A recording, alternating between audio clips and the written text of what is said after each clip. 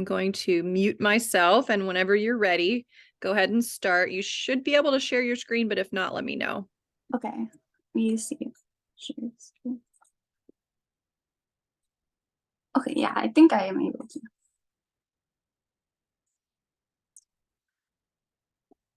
Okay, hi everyone. So I'm a linguistics major in UCLA's Departmental Scholars Program. And today I'll be talking about the phonology of ASL compound signs. Before I go into that, I want to talk a little about what linguistics is, and then also like a little bit what phonology is and how we study it in sign language. So linguistics is the study of language, and it's also called language science. And basically we study like the subconscious patterns and like constraints that we use in order to produce language. And in terms of phonology, phonology is one subfield of linguistics, which focuses on interaction of speech sounds or parameters, such as if you're talking about sign languages. And here's an example. So like, for instance, in English, we have this rule in which you must nasalize a vowel before a nasal consonant. So what does it sound like? So let's say we say cat, like the sound, cat, but then you say can. And if you listen very closely, the is different. You have versus ah.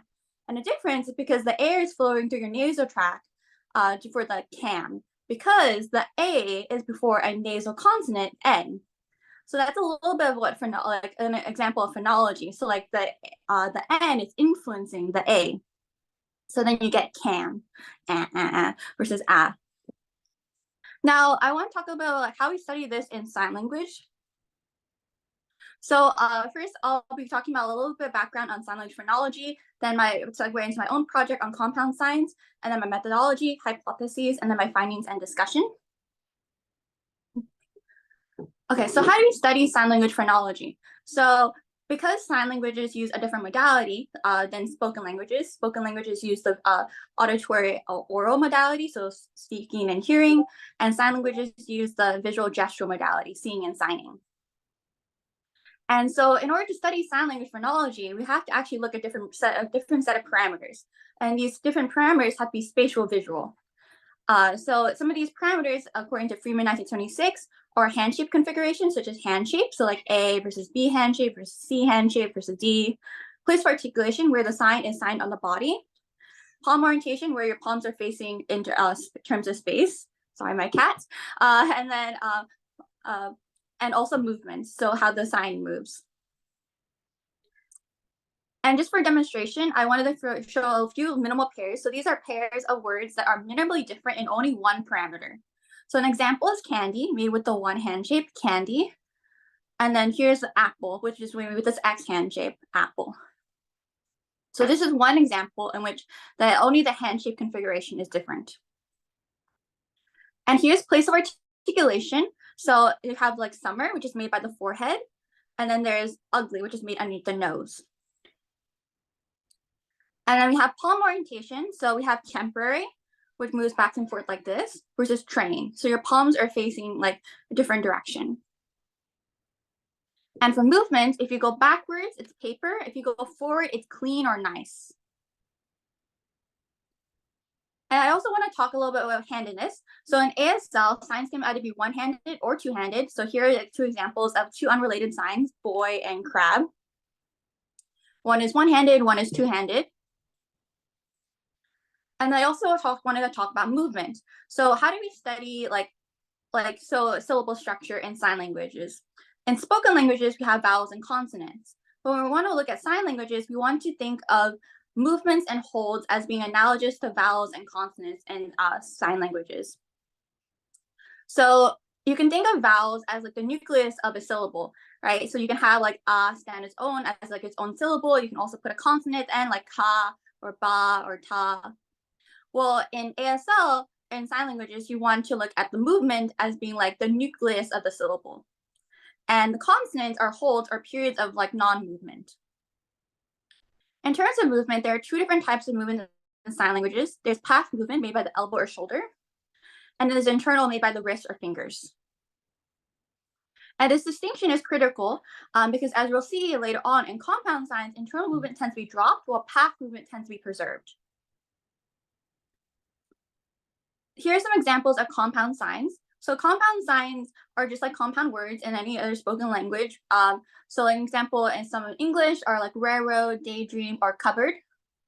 And in ASL, they also have compounds such as girl, same, so girl and then same, which means sister, boy, same, which means brother, and then girlfriend and boyfriend. These compounds are polymorphemic, meaning that they're made of two different components, like two meaningful units of meaning.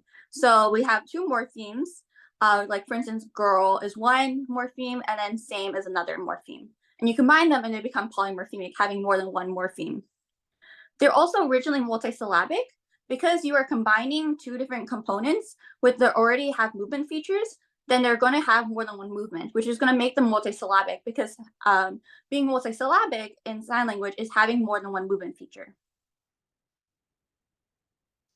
And so in terms of like my methodology, I wanted to study like these parameters, but I had to be specific in terms of describing these different features, these different phonetic features. So I described them in a few different ways. So according to like Freeman 1976, I described handshake configuration based on a variety of features. So like, for example, selected fingers are fingers that can more easily make contact with the body. So if I have an extended index finger, then my index finger is my selected finger. If it's like this, in which my index and middle finger are out, then those are both my selected fingers. If it's all of them, then these can make more contact with my body easily, and those are my selected fingers. Another one is aperture. So aperture is open versus closed handshapes. So an example of a closed handshape is a flat O versus open, being like a 5 hand shape.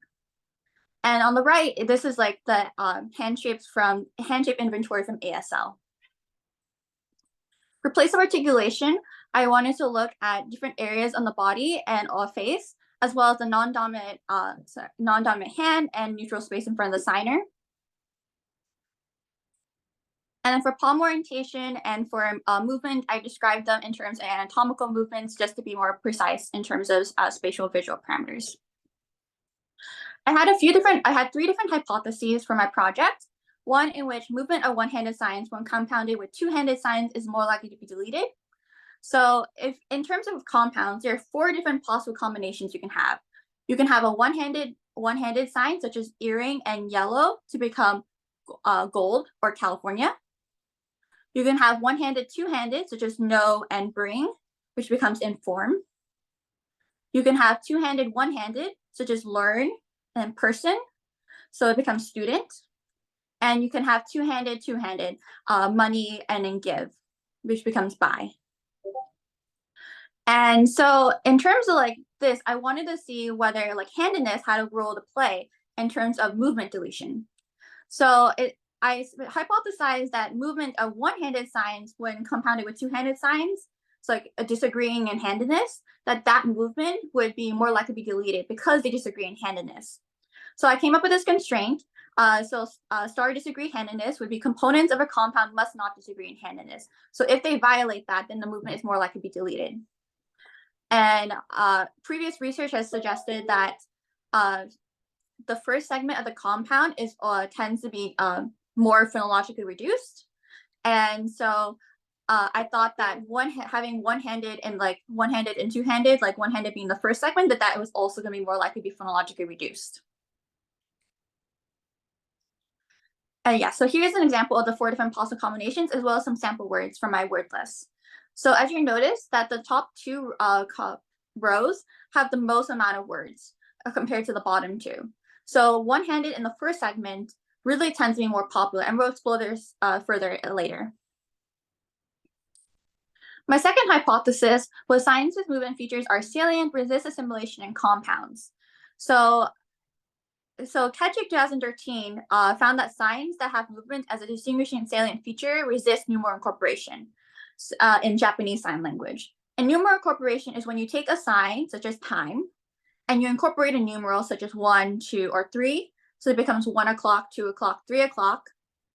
And that is called numeral incorporation. And basically I found that if the numeral has like a salient feature, meaning that like the movement distinguishes it from other signs, such as 1 versus like 11, then it would resist numeral incorporation. And because numeral incorporation is similar to compounding, combining two signs, I thought in that case, then this resistance of assimilation due to salience might also be a thing in compounds. So I'm defining salient in the sense where when the movement component of the sign distinguishes it from other signs, so that it's like a minimal pair, just like when we saw paper versus clean. So I came up with this constraint, max salient movement. So if a sign's movement feature is salient, do not delete it. And then my third hypothesis was compounds of two one-handed signs are more likely to undergo assimilation of selected fingers, creating a novel change in hand shape. So this is basically if you combine two one-handed signs, I thought that the lack of like another hand would make it more likely to assimilate. So for instance, like we have earring and yellow becomes gold or California. And if you notice, when I take the index finger of earring and then the Y hand shape of yellow, and I combine them and I get this like I love you hand shape. And so this becomes like a collective like conglomeration of selected fingers. And I thought this might be more easier in terms of having one-handed and one-handed pairing specifically. And so in this case, preservation of the place of articulation and movement would override preservation of hand shape. So like it'd be more important to preserve the place of articulation of a sign and the movement of a sign than it would be to preserve the hand shape, such as not combining selected fingers. So in this case, my constraint would be max movement, max place would outrank max hand shape. Here's a video of some of my participants. So I have the sign girlfriend, which is girlfriend. And you kind of notice that you might feel like, oh, those are kind of odd. They're signed both quite differently. But then you look closely at the selected fingers and you see that girl is this A hand shape with the thumb out. And then friend is this X hand shape. So if you combine the two, then you get this hand shape, which becomes girlfriend. So this is an example of a collective hand shape. And then here's boyfriend, which is boyfriend here.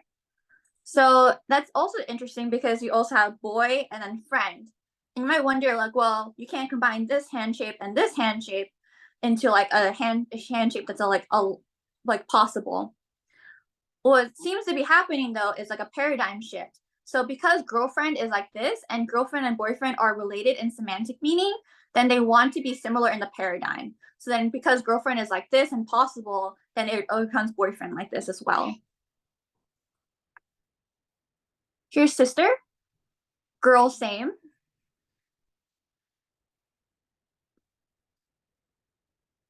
This slight orientation difference.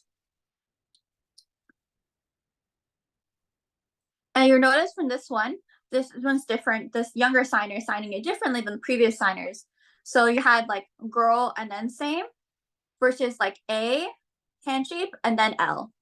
And this L hand shape is emerging because if you combine A hand shape from girl and the index finger of same, then you get this L hand shape. So then A to L. So that it becomes like a collective hand shape on the second hold. And then there's another variation in which instead of going from A to L, it's L throughout the entire sign. Here's brother, boy, same.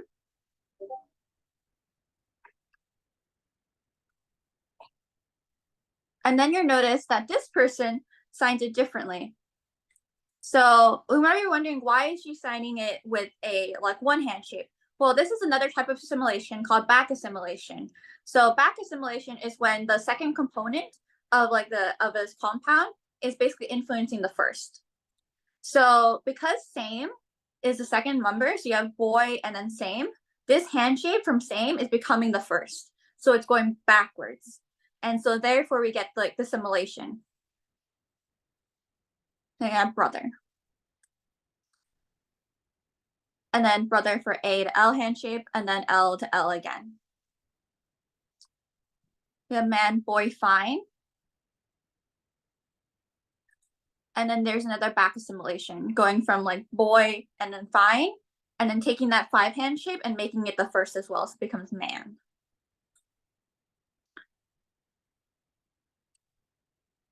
Here's woman, girl, fine, versus back assimilation again with woman. Husband, boy marry versus husband. Here's back assimilation again. Wife, girl marry versus back assimilation again. Son, boy baby. And you will notice that he's signing boy not like this, boy and then baby. He's signing it with this A handshake, which might be because either there's a paradigm shift because girl is like this, girl baby is like this. So it wants to be in like closer to semantic meaning, or also that because A handshake is more unmarked than this flat O handshake. So being more unmarked is more phonetically easier to produce.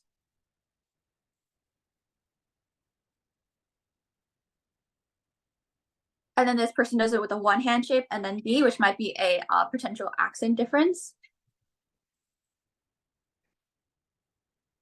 And then daughter, girl, baby.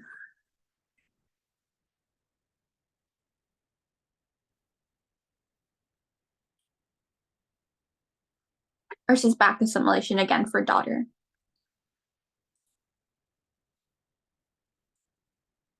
Okay. Oh, and for my participants, so I had 10 participants in total, and they were all deaf and ASL fluent participants, and I conducted elicitations on Zoom. And I had a list of about 494 words and sentences, which I listed the data from for each participant. Most of my participants were raised in California, though I have a couple that are from like Texas and Rhode Island. And so in that case, there is maybe some dialectical differences as well. But we can also see from the signs that how the signs like also diverge in terms of different assimilation methods that they choose. Here's a little bit of what my data looked like. So I would gloss the data based on the compounds. So like boy, baby would be a compound. And basically blue, I would color code them based on what kind of assimilation they were. So if it was blue, then it was like a collective handshake, combine all selected fingers. If it was red, then it was front assimilation, which is when the first segment influences the second segment. So that's the opposite of back assimilation. So an example would be like daughter, like this. And with this, you have the A handshake of girl and then baby, and this A handshake is becoming throughout the entire sign. So it's influencing the second segment. And then yellow was back assimilation, which is when like brother, going backwards. Here's also, so here's what I found. I found that in terms of assimilation, there was a few different options that they could do. So you could either have front assimilation, such as in daughter, and you can have back assimilation, such as in husband. So you have boy marry becomes husband. So that second hand shape is becoming the first as well. Or in believe, think marry and becomes believe. Or you could have a collected hand shape for the entire duration of the sign, such as in sister, girl, same, becomes an A hand shape plus the index finger becomes this L hand shape throughout the sign. Or you could have for sister, it could only be present in this collective handshake could only be present during the second hold. So it's going from A to L. So this collective handshake is present during the second syllable. This collective handshake could also be present during only the first hold. So an example would be in California. So you have earring plus yellow becomes this I love you handshake, this collective handshake. And it becomes in the first hold and then it becomes Y. So California.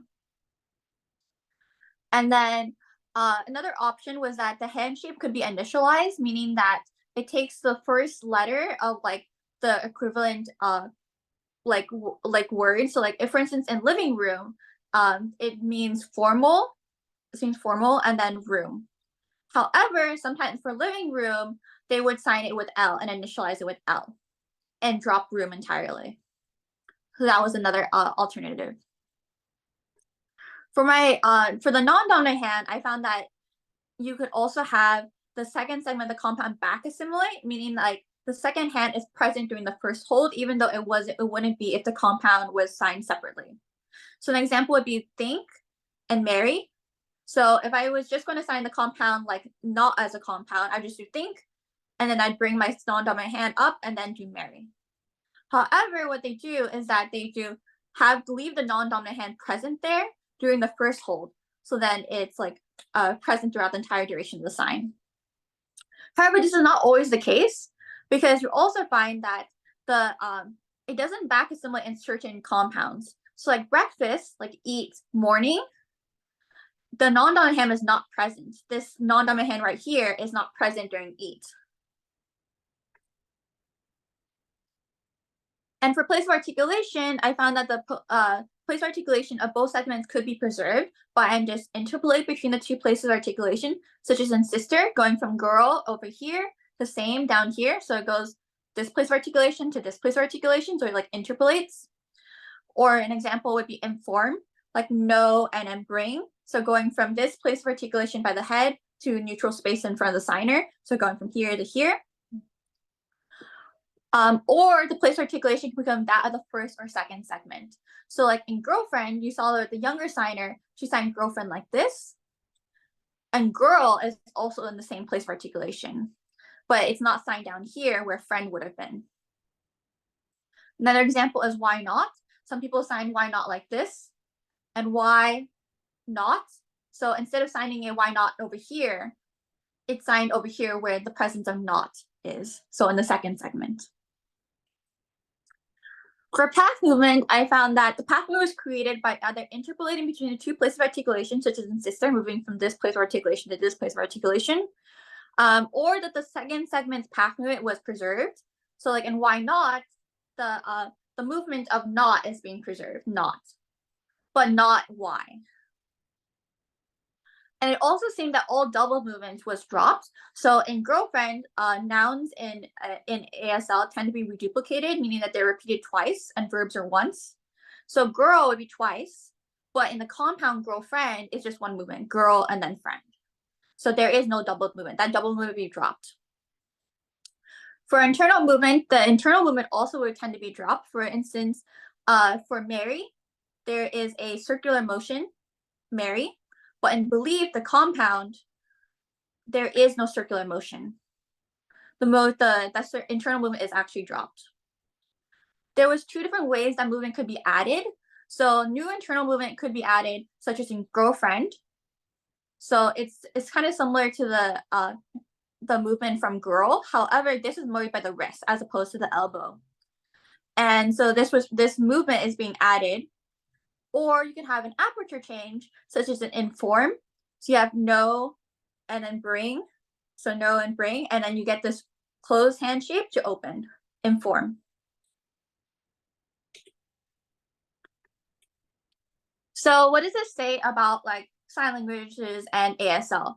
So Coulter 1982 described ASL as a monosyllabic language, so only having one movement, tending to only have one movement feature per syllable. And that while signs could be multisyllabic, such as in compounds, signs really tended to be monosyllabic.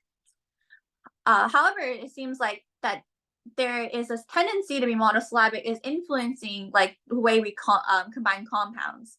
So like they would delete the movement features in order to make the sign become more of a well-formed syllable, becoming more monosyllabic, so that they only consist of one movement feature.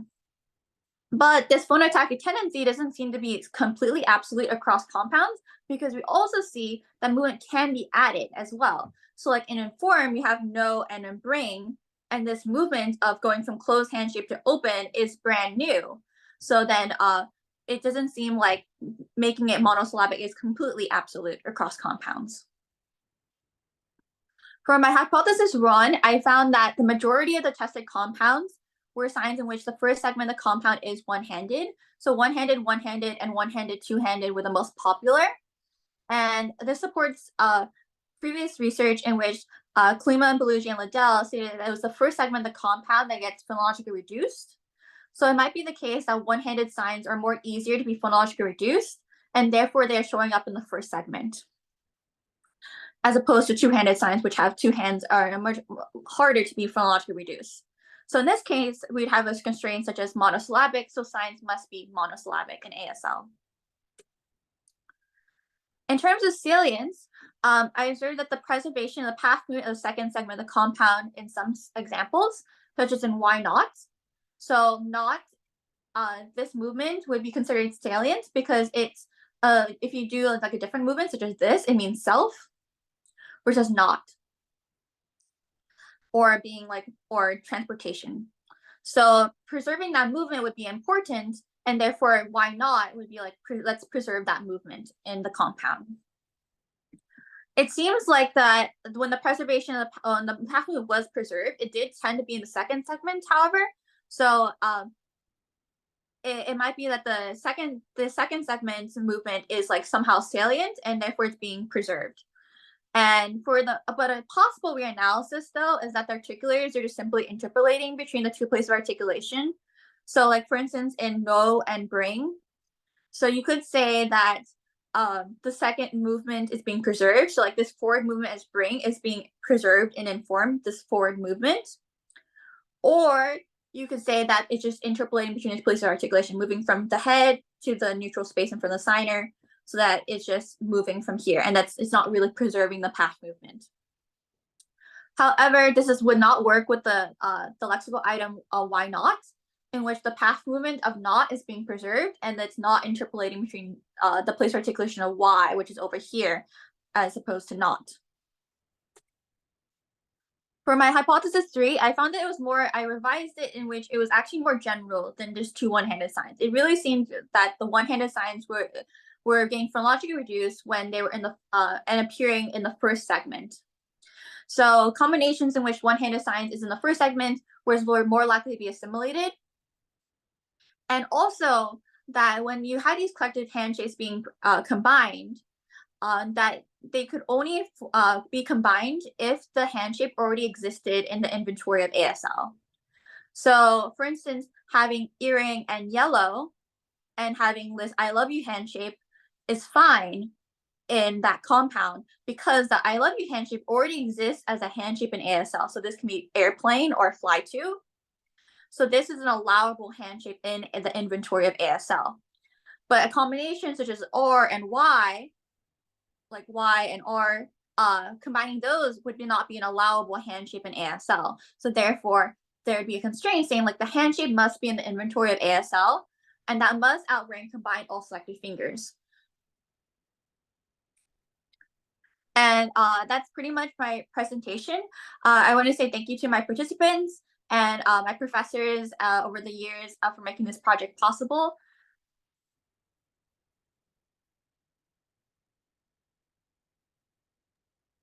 Thanks for sharing, Jennifer. That was really interesting. Does anybody have any questions?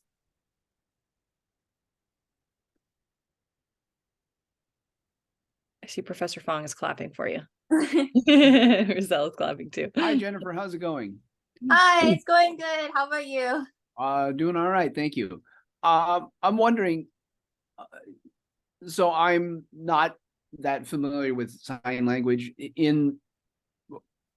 If someone is combining signs or modifying the signs somewhat as you're outlining, does the receiver or the other participant in the discussion, are they fully able to understand, or is this sort of like different dialects in spoken language? Yeah, so it's very much comparable to like dialects, but like for instance, you can see examples such as cupboard. So cupboard used to be pronounced cupboard, but then it became assimilated and became cupboard. And so sometimes when if it's like close enough, signers or like receivers like listening on the conversation can understand. But sometimes when like it diverges like a little bit further than that, sometimes it can be like not as mutually intelligible. So like for instance, the sign for girlfriend, like this was even though it's a combination of selected fingers, a lot of my when I debriefed my participants at the end of the elicitations, a lot of the older participants said they never saw that sign before. And so but the younger signer did sign it, so they were very surprised at the new sign, but they could at the same time see how it, like the components of it make up the new sign. So it made sense to them, but they had just never seen it before. So it may be sometimes be mutually intelligible and sometimes not. But signers that are familiar with the language and the components can kind of see the patterns.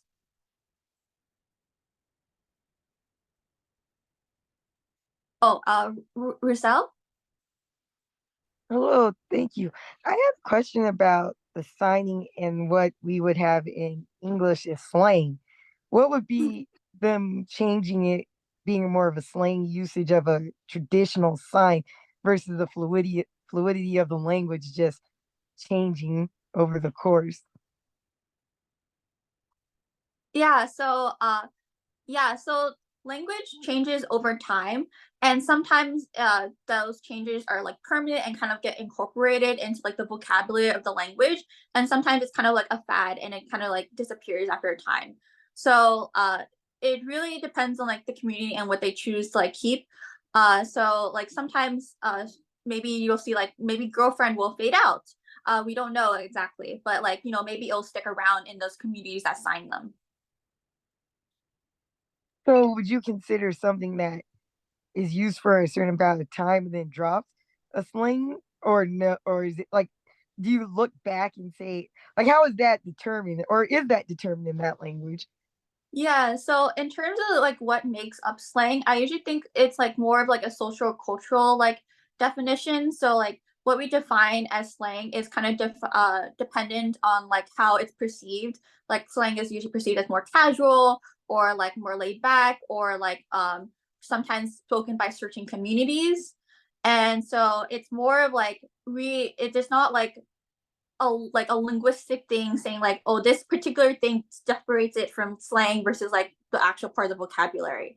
It's more of like a like social cultural factors, and like we define that on based like what is slang. And that my question was like a combination of theirs, so I think you kind of answered it, but that was what I was noticing is the kind of generational difference in terms of the older speakers signing differently from the younger speakers, and that was what I was wondering was if that was kind of seen as slang and whether the older generation was able to kind of understand girlfriend or boyfriend.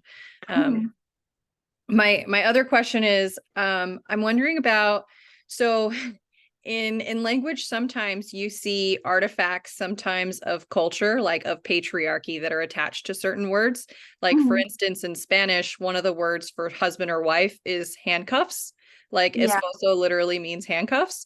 And there's a Japanese kanji for wife that literally means the inside part of the kitchen, because that's where she was supposed to be, like that was her place. And like today it's just seen as wife, but like that is the literal definition. So I'm wondering if there's any of that in ASL, or if it's more just like boy and friend combined. Yeah, so there are different connotations of like signs. For instance, I don't know if you noticed, but the place of articulation on the upper half of the head is actually considered like the male side, and then the one on the lower part of the face is actually considered like like feminine. So, like for instance, boyfriend would be up here, or a man would start up here, but girlfriend would be here, and a woman would be down here. So there is like different like gender differences as well. So there are those like connotations, as well as like for instance signs like ugly would be like underneath the nose, so like a lot of signs by the nose are considered like bad words. So like there's like ugly, like the n word, and like there's also like bug is also by the nose. So there are those different connotations. But over time, as like signs change and they get phonologically reduced, it also becomes like harder to kind of distinguish like where it's like coming from, I think. However, like sometimes you do see like remnants, like man like usually comes from like, it's at least the way that some people in the community say it is that because men used to wear hats, and so like boy would be over here and girl would be over here because they used to wear like bonnets. And so this used to be like an iconic sign, like meaning like so there was like an association with this. But now that like these signs have changed and become so part of the vocabulary, a lot of people don't know like what those meanings mean anymore. So like it's just sort of like girl is just like this, and they don't really see like the connection to it in the like this where it originated. So like in terms of ASL and sign languages, some signs are iconic. So like in onomatopoeias in spoken languages, we have like sounds that are like are iconic, so they kind of like remind us of like certain sounds. It was like sounds similar. It's like bark, bark, bark sounds like a dog barking. In ASL, you have like iconic signs as well. So like tree is like this, which is supposed to look like a tree. But over time, signs can become less iconic and more abstract. And so like, for instance, the sign for blind used to be blind like this because of the eyes, but now it's on the side blind, which is like less iconic.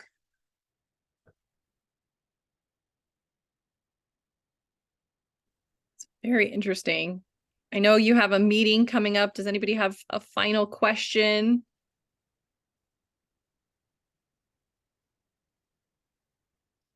I know we want to make sure that you get to your meeting on time. Well, thank you. It's okay. I can be a little bit late. I'm happy to answer any more questions. I had one more question. I'm Mhm. sorry, I probably missed in the beginning. Yeah, I'm pretty sure I missed in the beginning. You already said it, but what made you get into specifically sign language? Are you fluent in sign language, and what made you study this particularly? Thank you. Yeah, so actually I got into this project because of Chafee. So I took ASL at Chafee. It was my first Chafee class, and I took it in the summer. And I really loved the class. And not only was I fascinated like the language, I really like the structure. I was like, there's something like the structure is very interesting. The word order is interesting. The morphemes are interesting. And I was like, that's when I was like knew I wanted to be a linguistics major, is by taking that class. I learned I remember like learning what a mouth morpheme is, which is when you change your mouth shape to change the meaning of a sign. So like there's like late versus not yet. Tongues out for not yet. And I thought that was like so fascinating. And that's what made me go into like linguistics. And then as I took more in ASL classes at Chafee, and I had them all with deaf professors and with deaf tutors, and I'd interact with the community, go to deaf events, and I'd see these like compounds as just part of the vocabulary. And I would see older signers sign them differently than younger signers.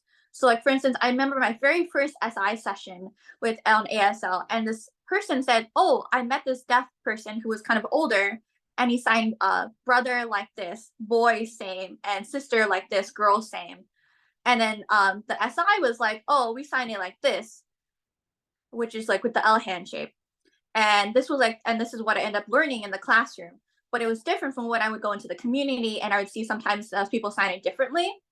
And that's what made me very interested, because I was like, saw the compounds, and I saw that they would change in terms of how they were pronounced. But I didn't really understand why until like I got to UCLA and I took my first linguistic classes. And then I was like, oh, there's like, it's not just random. These are like a structure behind it. And so like I could then like see the patterns. And that's really how I got into this project. Really, it started at Chafee.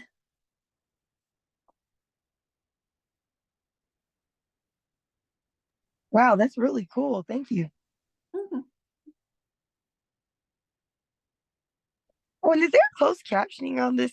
I have a deaf friend I might want to send this to.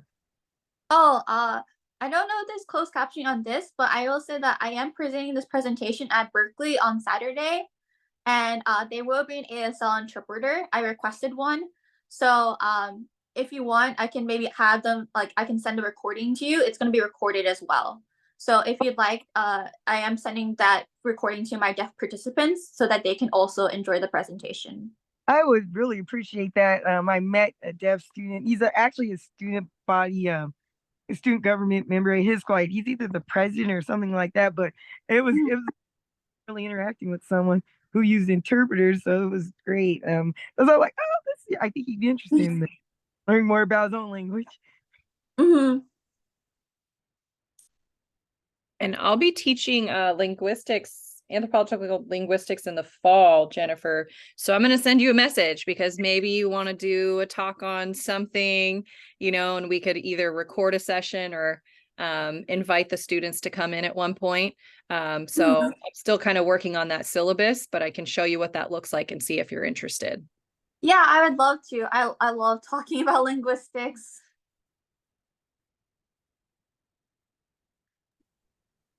Right. Well, thank you everyone for coming. I'm sure Jennifer likes to have the practice. It's always nice to have an audience to go over things. I'm going to turn off the recording now.